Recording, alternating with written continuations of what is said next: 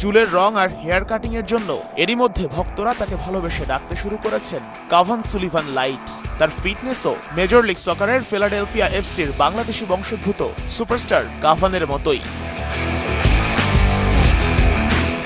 BFF next global superstar mega ট্রায়ালের শেষ দিন সব আলো কেড়ে নেন সাদা চুলের left footed winger Bitshok Chakma. তার পায়ে যতবার বল গেছে ততবারই গ্যালারি ফেটে পড়েছে উল্লাসে। ব্যাপারটা দারুণভাবে অনুপ্রাণিত করেছে রাঙামাটিতে জন্ম নেয়া যুক্তরাষ্ট্রে বেড়ে ওঠা বিটশককে। When you were playing here, all are cheering. How did you feel the scenario?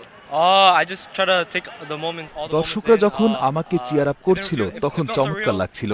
তখনই মনে মনে ভাবছিলাম আমাকে একটা গোল করতেই হবে এবং মাঠে খেলা দেখতে আসা সেই সব দর্শকদের অনুপ্রেরণাতেই আমি গোলটা করতে পারি। মুহূর্তটা আমার জন্য অসাধারণ ছিল। ইঞ্জিনিয়ার বাবা রবিধন চাকমা ও মা তাতু চাকমা স্বপ্ন দেখেন ছেলে বিটশক একদিন খেলবেন লাল সবুজের জার্সিতে। এখন খেলছেন আমেরিকান সেকেন্ড ডিভিশনের ক্লাব ব্রুকলিন এফসিতে। বাবা মায়ের স্বপ্ন কি পূরণ করতে পারবেন বাংলাদেশি এই teenager? When did you decide that you want to play for Bangladesh? The opportunity was here, and যে দেশে আমি জন্মেছি আমি অবশ্যই সেই দেশের প্রতিনিধিত্ব করতে চাই। So, do you believe that you will be able to get chance and confirm your position in Bangladesh age level team? I'm not sure of anything. Anything could change. যে কোনো সময় যে কোনো কিছু ঘটতে পারে, কোনো কিছুই নিশ্চিত করে বলা সম্ভব নয়। এখানে যাদের সাথে খেলছি সবাই খুব ভালো মানের, যথেষ্ট প্রতিযোগিতা আছে এখানে। তবে প্রতিযোগিতা করতেই আমি বেশি পছন্দ করি। Hopefully I'm consistent. That's what really matters in football.